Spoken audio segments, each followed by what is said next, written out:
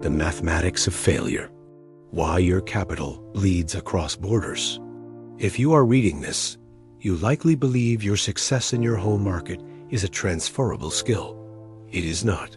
The statistics for cross-border investments are an indictment of the current wealth management industry. Here's what the data suggests.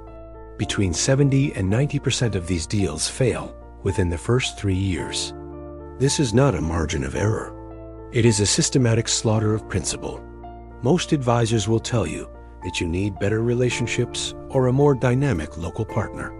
They are wrong.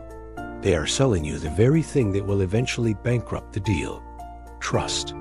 From an analytical standpoint, trust is not a virtue. It is a security vulnerability. When an investor moves capital based on a handshake, they are effectively handing over their leverage. They are operating on the VIP syndrome. This is the delusion that their status will protect them. The friction begins with information asymmetry.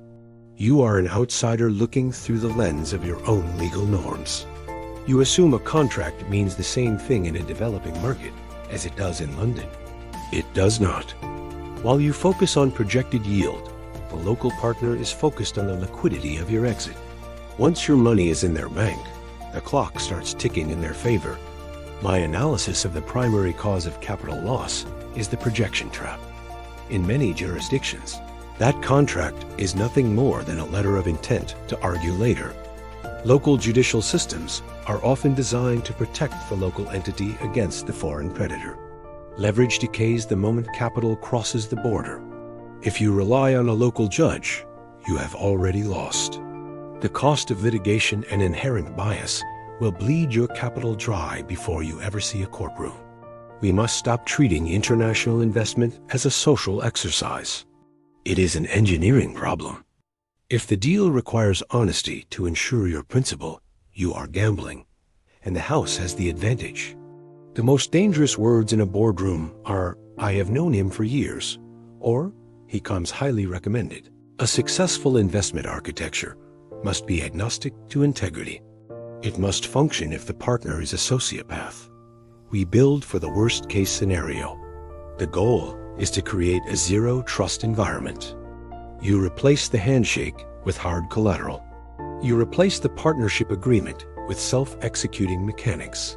To fix the bleeding, we must change the physics of the deal. The solution is better architecture.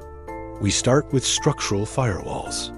Your capital should never be fully exposed to the local jurisdiction at once. The counterparty gets capital only because they have hit a verifiable, audited marker of progress. In a zero-trust architecture, the investor maintains direct control over all primary accounts. Utilize international arbitration in neutral territories like Singapore, Switzerland, or the DIFC. The real solution is having enough hard collateral held in a neutral jurisdiction to cover your principal. You do not sue for your money back. You simply trigger the release of the collateral you already hold.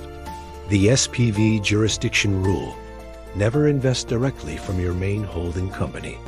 Use a gateway SPV, the cascading escrow mechanism. Capital is deployed, not transferred.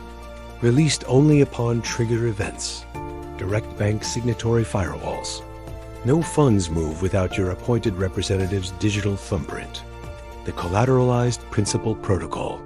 Demand offshore collateral. These must be pledged as security. Step-in rights. In the event of default, you must have the legal right to take full control immediately. Neutral territory arbitration. The governing law must be English or New York law, seated in a neutral hub. The 70 to 90% failure rate is a choice. It is the result of choosing trust over mechanics. If you want to invest, build the architecture that makes loss mathematically improbable. The principle is sacred.